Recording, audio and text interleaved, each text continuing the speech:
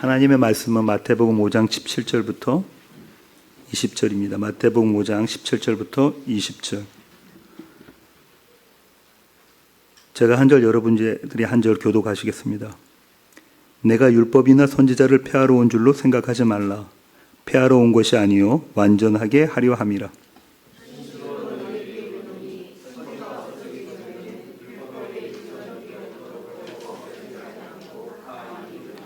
그러므로 누구든지 이 계명 중에 지극히 작은 것 하나라도 버리고 또 그같이 사람을 가르치는 자는 천국에서 지극히 작다 일컬음을 받을 것이요 누구든지 이를 행하며 가르치는 자는 천국에서 크다 일컬음을 받으리라.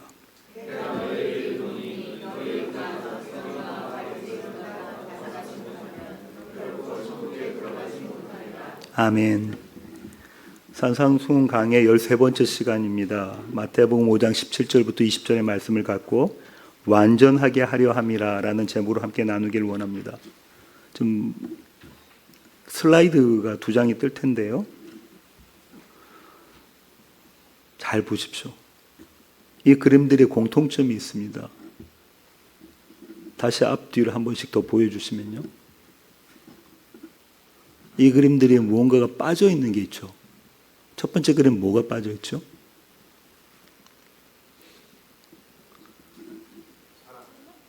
젓가락이 없습니다. 그죠? 젓가락이 없어요. 두 번째 그림은요? 네, 타월. 그 화장실에 사는 화장지가 없어요. 아주 아름답고 아주 잘 차려져 있는데 다 갖춰진 것 같은데 결정적인 하나가 빠져서 모든 것이 쓸모없게 된 상태가요. 불완전함입니다. 반대로 무엇 하나 보탤 것이 없는 상태가 완전함이에요. 완전함이라는 단어 앞에서 우리는 끝나지 않는 영적 러닝머신을 뜁니다. 열심히 뛰고는 있는데 러닝머신은 제자리잖아요. 예수님의 완전함을 본받아 작은 예수로 살려고 애를 씁니다. 그런데 그 결과는 어떤가요? 결심은 무너지고 우리에게 남는 것은 죄책감과 무력감 뿐입니다. 더욱 절망적인 것은요. 이 불가능한 완전함을 우리에게 요구하신 분이 그리스도 예수시라는 사실이에요.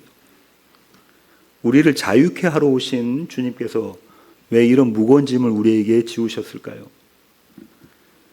그런데 만약 이 모든 것이 우리의 오해라면 어떻게 하시겠습니까? 만약 주님이 말씀하신 완전함이 우리가 이루어야 할 목표가 아니라면 오히려 하나님께서 이미 우리를 위해 완벽하게 준비해 놓으신 선물이라면 말이죠. 오늘 나눌 내용은 이 완전함에 관한 것입니다. 17절을 제가 다시 읽겠습니다. 내가 율법이나 선지자를 폐하러 온 줄로 생각하지 말라. 폐하러 온 것이 아니요 완전하게 하려 함이라. 그래서 먼저 정리하고 가야 될 것이 있는데요. 율법과 선지자는 문자적으로는 모세오경과 선지서를 이야기합니다. 그런데 의미로는 구약 전체를 이야기해요. 당시는 구약 성경밖에 없었거든요. 성경을 이야기하죠. 때로는 이건 어떻게 쓰여졌냐면 율법과 선지자의 글과 시편 이렇게 쓰여지기도 했습니다. 주님께서 17절과 같이 말씀하신 이유를 알기 위해서는요. 당시 유대 랍비의 문화들을 이해해야 돼요. 율법 해석을 두고 랍비들끼리 토론을 하잖아요. 율법이 이렇게 있습니다. 그러니까 구약 성경이 있어요. 그걸 갖고 해석에 대한 토론을 할 때 랍비의 가르침이 기존의 율법 해석을 무효화시킨다고 생각되면요. 앉아서 듣고 있던 사람들이 이렇게 말한 거예요. 당신은 지금 율법을 폐하고 있어. 당신은 지금 율법을 폐하고 있어. 이렇게 이야기해요. 반대로 율법의 참된 의미를 더욱 굳건히 한다고 주장할 때는 이렇게 이야기합니다. 나는 지금 율법을 세우고 있는 중이요. 이렇게 이야기하는 거예요. 이게 유대 사람들이 회당에서도 그렇고 랍비들이 모여서 토론할 때도 그랬습니다. 당시의 상황을 예수님 당시 이 산상수훈의 상황을 한번 상상해 보죠. 예수님의 말씀을 듣고 무리들 가운데 소동이 일어납니다. 여기저기서 웅성웅성거려요. 그러지 않겠습니까? 다음 주부터 할 내용이 어마어마한 내용이거든요. 이 말씀이 도대체 뭐야? 듣도 보도 못한 말씀이잖아. 지금 저 나사렛 예수가 율법을 폐하고 있어. 이렇게 생각하고 말하는 사람들도 있었을 것이고, 또 다른 편에서는 반대로 이야기했겠죠. 아니야, 저분은 지금 율법을 세우고 계셔. 그래서 주님이 이렇게 말씀하시는 것입니다. 내가 율법과 선지자를 폐하러 온 줄로 생각하지 말라. 폐하러 온 것이 아니요 완전하게 하려 함이라. 그리고 21절부터 말씀하시죠. 너희가 그렇게 들었지? 그런데 나는 이렇게 이야기한다. 그러니까 주님은 지금부터 이스라엘이 갖고 있던 율법을 새롭게 해석하시는 것입니다. 그런데 생각해 보자고요. 주님은 말씀이십니까? 주님은 말씀이시죠. 요한복음이 그렇게 이야기하고 시작하잖아요. 말씀이신 그분이 당신의 말씀을 해석하십니다. 한마디로 저자직강이에요. 그죠? 요즘 말로 하면 북콘서트 같은 겁니다. 저자가 자신의 글을 직접 설명해 주는 것이니까 이러쿵저러쿵 다른 사람들이 반론할 여지가 없어요. 저자가 그렇다는데 무슨 다른 말이 필요합니까? 그런데 문제가 있습니다. 그 내용이 대단히 충격적입니다. 왜냐하면 우리가 감당할 수 없는 수준을 요구하시기 때문에 그래요. 주님의 말씀을 지키려면 우린 모두는요, 지금 앞을 보지 못하고 손도 쓸 수가 없습니다. 왜냐하면 두 눈은 어떻게 되죠? 뽑아버려야 돼요. 두 손은요, 모두 찍어버렸기 때문에 그렇습니다. 그런데 지금 여기 계신 우리 모두는 손도 있고 눈도 있어요. 더욱이 말씀에 따르면 우리 모두는 천국은커녕 지옥불에 들어가야 됩니다. 그죠? 옆에 있는 사람 보고 바보 이렇게 해도 지옥불에 간다죠. 이것이 주님께서 우리에게 요구하시는 완전함입니다. 하나님의 완전함. 5장 48절입니다. 제가 읽겠습니다. 그러므로 하늘에 계신 너희 아버지의 온전하심과 같이 너희도 온전하라. 누구처럼요? 하나님처럼, 아버지처럼. 그 하나님의 온전하심 같이 너희도 온전해. 어마어마한 수준입니다. 그러면 주님께서 우리에게 이런 요구를 하신 이유가 뭘까요? 이 질문에 대해서 사람들은요, 이렇게 대답합니다. 근데 그 대답에는 완전함이 생략되어 있어요. 이 말씀은 형식적인 순종이 아니라 자발적인 순종을 요구하시는 것이다. 이렇게 해석하는 신학자들도 있습니다. 그러면 이렇게 한번 생각해 보죠. 당시의 서기관과 바리새인들이 형식적으로 순종했습니까? 아니요. 그들은 힘을 다해서 순종했다고. AD 70년에 로마 제국이 예루살렘 성을 함락하죠. 그리고 성전을 완전히 무너뜨립니다. 그때 제사장들이 어떻게 했냐면요, 목숨을 걸고 그 앞에 서 있었어요. 그래서 어마어마한 사람들이 거기서 다 죽었어요. 제사장들이. 그들이 형식적으로 그랬을까요? 자기 목숨을 걸고? 아닙니다. 전심을 다해서 그랬다고요. 또 이런 주장도 있습니다. 우리가 이 수준은 지킬 수 없지만 그래도 우리는 이 방향으로 가야 돼. 이렇게 해석하기도 해요. 또 좀 더 양보해서는 이렇게 해석합니다. 지킬 수 없는 것은 그냥 내버려 두고 지킬 수 있는 것만 지키자. 그런데 주님께서 요구하신 수준이 이런 수준이냐? 이것이 아버지의 완전하심 같이 온전하심 같이 온전함이냐라는 거예요. 그렇지 않죠. 이런 주장들은 일면 맞는 것 같지만요, 그렇지가 않습니다. 우리 자신을 한번 솔직하게 들여다보기를 원합니다. 다른 사람을 판단하고 정죄하는 것, 간음하고 헛맹세하는 것, 눈에는 눈, 이에는 이로 반응하는 것, 원수를 미워하는 것, 이 모든 것들이 우리들의 모습입니다. 그렇지 않습니까? 정도의 차이는 있을 수 있지만요, 이런 모습이 우리의 디폴트 값이에요. 가만히 내버려 둘 때는 아무런 문제가 없어요. 너무 좋아 보여요. 너무 선해 보여요. 가만히 내버려 둘 때. 그런데 우리를 조금만 흔들어도 우리는 대번에 여기 나열되어 있는 것처럼 반응합니다. 다른 사람 예를 들 필요가 없어요. 제가 그래요. 어느 날 제가 이런 말을 들었다고 한번 가정해 보죠. 목사님 설교와 성경 공부가 도대체 마음에 들지 않아요. 정말 형편없어요. 여기 계신 분들은 그런 말씀 하시는 분들이 없어서 제가 감사합니다. 만약에 가정을 해보자고요. 이런 말을 제가 들었어요.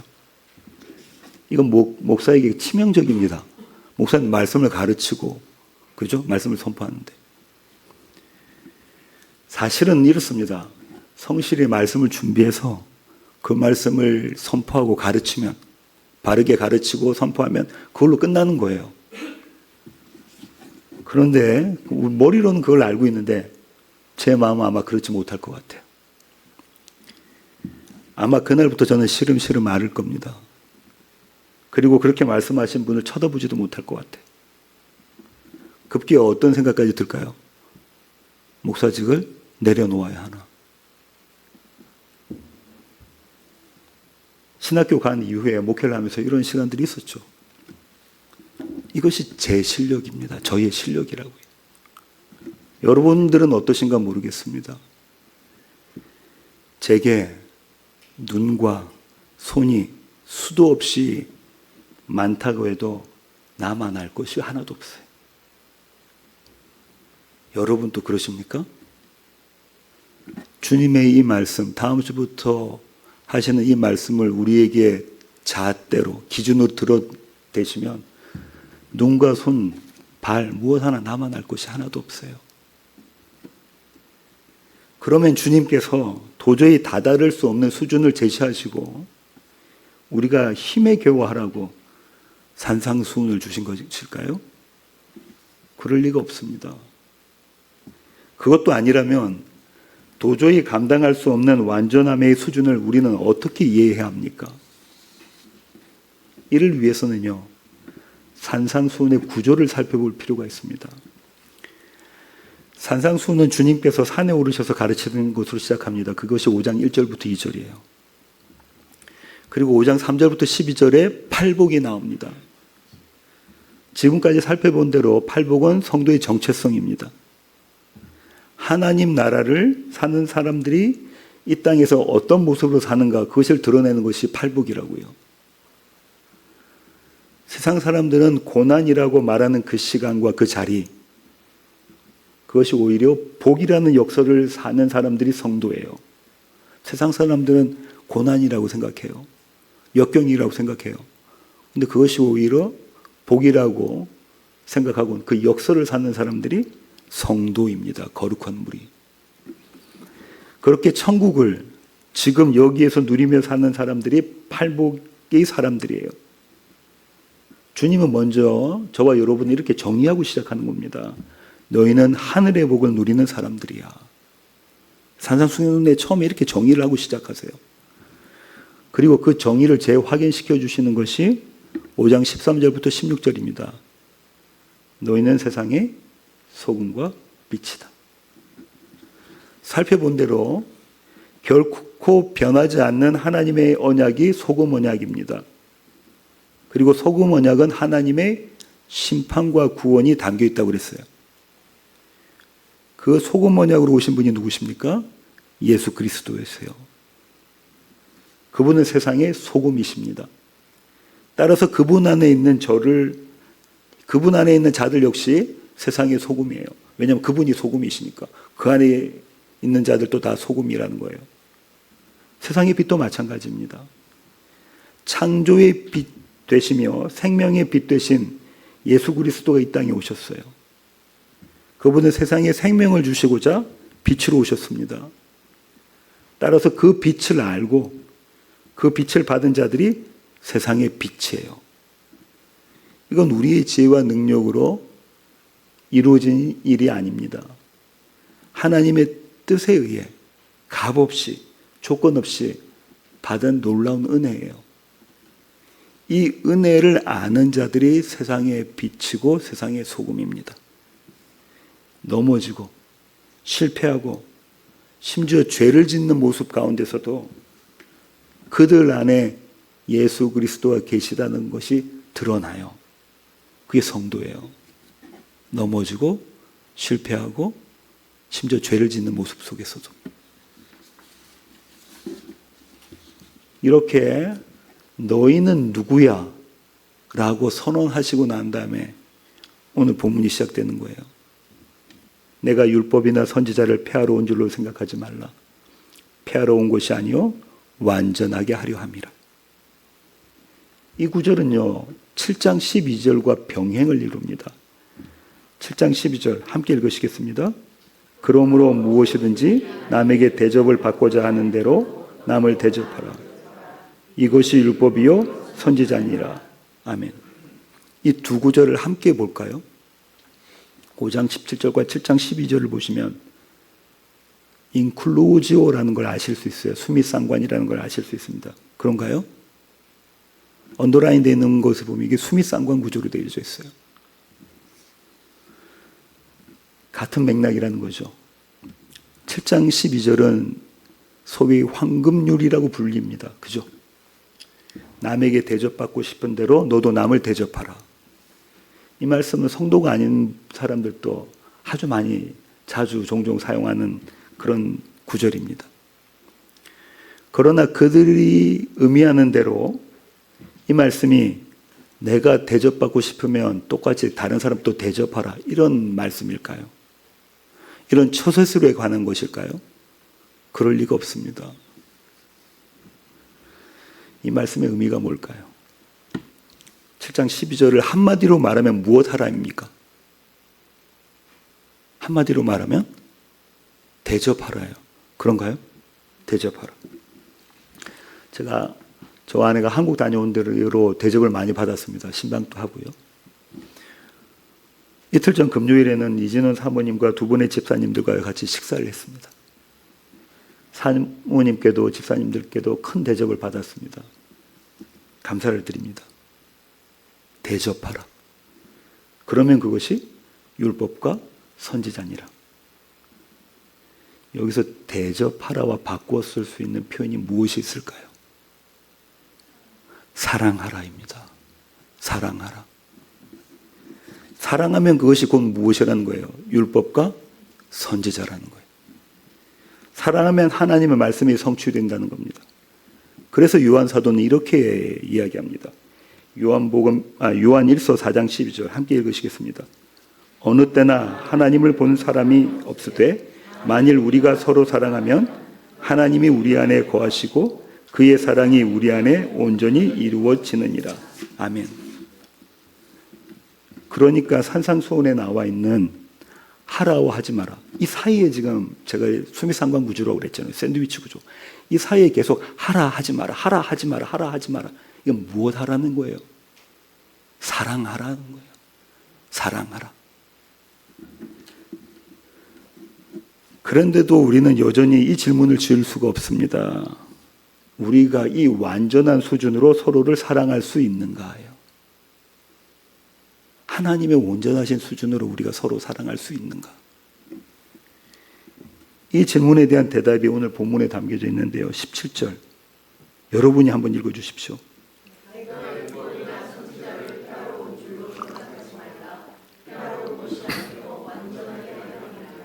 아멘. 주님께서 하나님의 약속을 완전하게 성취하신다고 하세요. 어떤 약속이냐면요. 아버지의 온전하심과 같이 우리를 온전하게 하신다는 그 약속을 성취하신대요. 그런데 이 일을 누가 하신다고 하시죠? 누가 하신다고 하세요? 내가, 주님이 하신다는 거예요. 주님이 하신다는 겁니다. 그리스도 예수께서 그 일을 하신다는 거예요. 구약 성경은요, 이 사실을 계속해서 이야기하고 있거든요. 창세기 6장 8절부터 9절입니다. 저와 여러분이 한 절씩 교도하고 하겠습니다.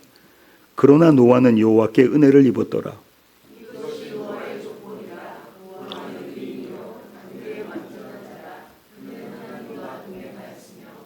노아는 의인이고 당대의 완전한 자라요. 대단한 칭호입니다. 그죠? 성경은 이 구절이 가능한 이유를 앞선 구절에서 이야기하고 시작해요. 그게 뭐죠? 그러나 노아는 여호와께 은혜를 입었더라. 모든 사람들이 죄를 짓고 있는 그때에 그러나 노아는 여호와께 은혜를 입었더라. 그리고 나오는 구절이 노아는 의인이요 당대의 완전한 자라요. 노아의 노아됨의 원인이 어디에 있다는 겁니까? 하나님의 은혜에. 그의 도덕과 윤리가 아니라 하나님의 은혜에 있다는 거예요. 다시 말해 주님께서 주신 믿음이, 노아가 하나님의 말씀을 믿었나요? 그래서 방주를 지었나요? 그것이 하나님께서 주신 은혜라는 겁니다. 그 믿음이 그를 의인이요 완전한 자로 세웠다는 거예요. 한 구절 더 보겠습니다. 창세기 17장 1절입니다. 함께 읽으시겠습니다. 아브라함이 99세 때에 여호와께서 아브라함에게 나타나서 그에게 이르시되 나는 전능한 하나님이라 너는 내 앞에서 행하여 완전하라. 하나님께서 아브라함에게 이렇게 말씀하세요. 너는 내 앞에서, 하나님 앞에서 행하여 완전하라. 이것이 마태복음 5장 48절의 버전으로는 하나님의 온전하심 같이 온전하라요. 하나님의 면전에서 완전하라는 것은 그분처럼 완전하라는 거예요. 그런데 아브라함이, 저와 여러분이 알고 있던 아브라함이 완전하고 온전했습니까? 아니죠. 아닙니다. 이 말씀을 받을 때도요, 잠시 후에 그도 그의 아내 사라도 하나님의 약속을 믿지 못했어요. 하나님을 어떻게 했죠? 비웃었습니다. 그의 아들의 이름 이삭의 뜻이 뭐라고요? 웃음. 이것이 아브라함의 실력입니다. 그의 실력은 불신, 불순종, 다시 말해 죄예요. 그러니까 아브라함을 비롯한 모든 인류로는 불가능한 것이 하나님 앞에서 완전한 것입니다. 그런데도 그 명령 바로 앞에 이런 구절이 있어요. 나는 전능한 하나님이라. 엘 샤다이입니다. 주님은 이렇게 말씀하지 않으셨어요. 나는 도덕적으로 윤리적으로 완전한 하나님이야. 그러니 너도 나처럼 완전해. 이렇게 말씀하지 않으셨다고요.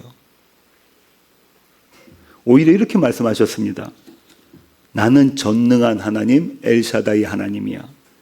그러니 내가 너를, 도저히 가망 없는 너를 내 앞에서 완전하게 만들어내겠다. 이렇게 말씀하시는 거예요. 나는 전능한 하나님이다. 무엇으로 그렇게 만들어내시냐면 믿음으로 그렇게 만들어내신다는 거예요. 그것이 히브리서 11장입니다. 이제 신약 성경을 보겠습니다. 사도 베드로와 요한이 성전을 향해 걷고 있어요. 그런데 나면서부터 걷지 못했던 사내가 성전 미문, 아름다운 문 앞에서 구걸을 하고 있습니다. 그 모습을 봤어요. 그들을 보자 그들이 어떻게 했냐면요, 사도들이 그를 이렇게 세웁니다. 그런데 그 사람이 일어나요. 뛰면서 어디로 들어가죠? 성전으로 들어갑니다. 그 자리에 있던 모든 사람들이 누구를 주목합니까? 베드로와 요한 두 사도를 주목해요. 그때 사도 베드로가 그들에게 던진 메시지가 이렇습니다. 사도행전 3장 16절입니다. 제가 읽겠습니다. 그 이름을 믿음으로 그 이름이 너희가 보고 아는 사람을 성하게 하였나니 예수로 말미암아 난 믿음이, 다시 제가 읽겠습니다. 예수로 말미암아 난 믿음이 너희 모든 사람 앞에서 이같이 완전히 낫게 하였느니라.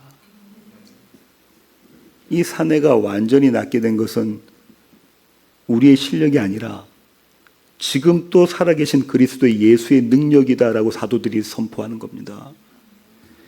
그분을 믿는 믿음이 이 사내를 완전하게 고쳤다.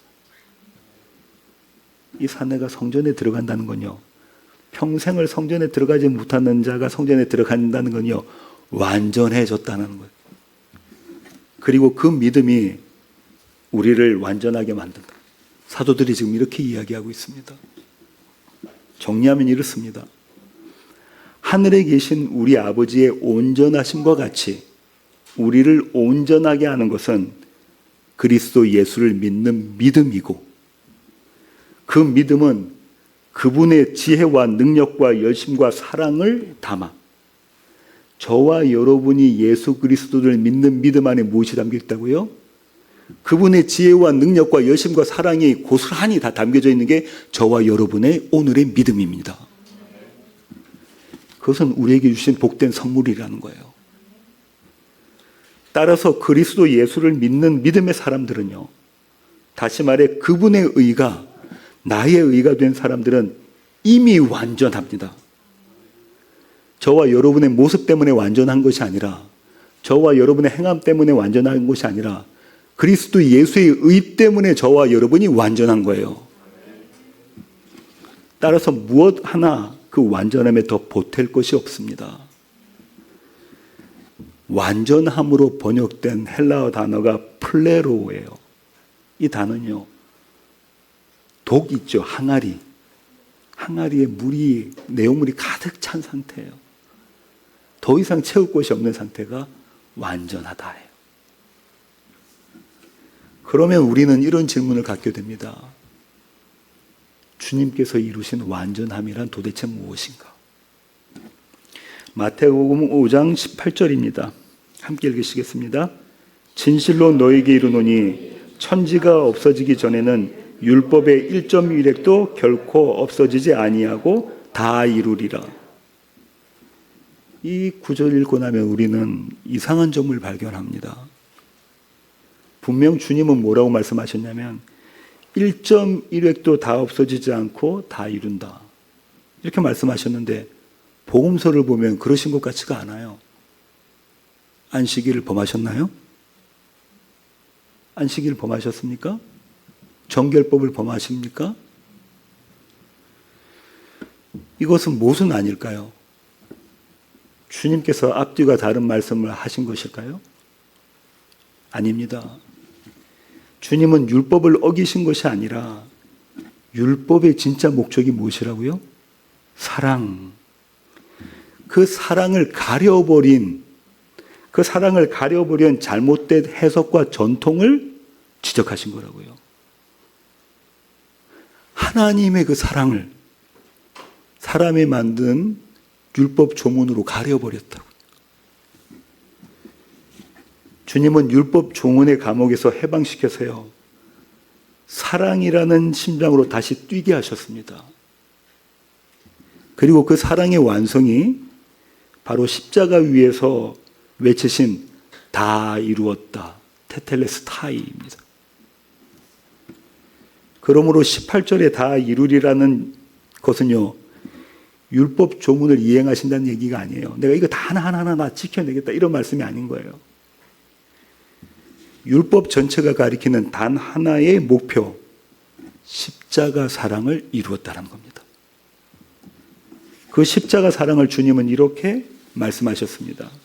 누가복음 10장 27절 함께 읽으시겠습니다. 내 마음을 다하며 목숨을 다하며 힘을 다하며 뜻을 다하여 주 너희 하나님을 사랑하고 또한 내 이웃을 내 자신같이 사랑하라. 주님은 십자가에서 하나님 사랑과 이웃 사랑을 다 이루신 거예요. 무엇 하나 놓치지 않으시고. 주님께서 십자가에서 사랑이라는 율법의 모든 요구를 완전하게 이루셨다면요, 만약 주님께서 이루신 그 율법의 요구가 사랑으로 다 이루신 거라면 19절의 의미, 본문의 19절의 의미는 이제 우리에게 너무나 명백해집니다. 19절 함께 읽으시겠습니다. 그러므로 누구든지 이 계명 중에 지극히 작은 것 하나도 버리고 또 그같이 사람을 가르치는 자는 천국에서 지극히 작다 일컬음을 받을 것이요 누구든지 이를 행하며 가르치는 자는 천국에서 크다 일컬음을 받으리라. 이 구절은요, 율법의 크고 작은 경중이 있다는 얘기가 아니에요. 또 천국의 상급에 차등이 있다는 말씀도 아닙니다. 오히려 이 말씀은요, 그리스도 예수께서 다 이루신 의를 가볍게 여기는 자는, 그리스도 예수께서 십자가에서 이루신 그 의를 가볍게 여기는 자는 천국에 마땅치 않다는 말씀입니다. 다시 말해, 자기 것으로 주님께서 다 이루신 의에 무엇 하나라도 더한다면 그것은 교만이고 불신이고 죄라는 말씀이에요. 그래서 주님은 이렇게 말씀하십니다. 마태복음 5장 20절입니다. 함께 읽으시겠습니다. 내가 너희에게 이르노니 너희의 의가 서기관과 바리새인보다 더 낫지 못하면 결코 천국에 들어가지 못하리라. 이 말씀은요, 그들보다 조금 더 노력하라는 격려가 아니에요. 이건 사형 선고예요. 사형 선고. 서기관과 바리새인들이 쌓은 의는요, 인간이 노력해서 쌓을 수 있는 최고의 선입니다. 최고의 의예요. 그런데 주님은 그런 의 가지고는 천국에 갈 수가 없다고 해요. 왜냐하면 천국이 요구하는 더 나은 의는요, 우리의 의를 조금 업그레이드해서 올려 들어갈 수 있는 의가 아니라는 거예요. 그것은 근본부터가 다른 의입니다. 질적으로 완전히 다른 의예요. 내 안에서 만들어내는 의가 아니라 하늘로부터 선물로 주어지는 의, 바로 예수 그리스도의 의가 더 나은 의입니다. 그리스도 예수의 의가 없다면 너희 천국 못 간다. 내 노력의 의가 아닌 내게 덧 입혀지는 은혜의 의, 바로 그 의를 가진 자만이 천국에 들어가는 것입니다. 설교의 결론을 맺겠습니다. 우리는 완전함이라는 단어 앞에서 늘 실패하고 좌절합니다. 그렇지 않습니까? 그러나 오늘 주님은 저와 여러분에게 이렇게 말씀하시는 겁니다. 그 완전함은 너희가 성취해야 할 목표가 아니야. 바로 나 자신, 예수 그리스도라고 말씀해 주시는 거예요. 완전함은, 하나님 앞에서 완전함, 그분의 아버지의 온전하심 같이 온전해짐은 너희가 성취해야 할 목표가 아니야. 바로 나야, 예수 그리스도. 성경에 말하는 완전함은요, 우리가 도달해야 할 정상이 아닙니다. 그것은 우리가 숨을 요새고요, 우리가 피할 바위예요. 그러므로 우리의 신앙은 완전해지려는 노력이 아니라 날마다 나의 불완전함을 고백하고 나를 완전케 하신 그리스도의 십자가로 도망가는 거라고요. 도망가는 거. 그분이 우리의 도피성이 되십니다. 주님, 오늘 또 나는 실패했습니다. 그래서 주님이 필요합니다. 이것이 회개입니다. 나를 볼 때, 말씀의 율법에 선 나를 볼 때, 주님, 오늘 또 제가 실패했습니다. 그래서 주님이 필요합니다.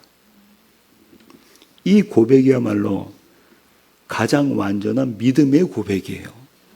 믿음 없이는 할 수 없는 고백이 이 고백입니다. 그리고 이 고백은 이렇게 이어집니다. 예수로 만족합니다. 예수로 충분합니다. 예수가 전부입니다.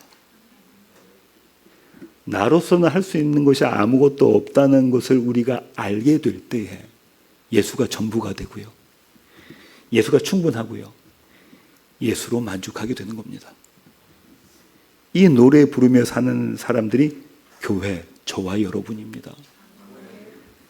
우리가요, 완전한 자요, 하나님 보시기에 기뻐하는 자입니다.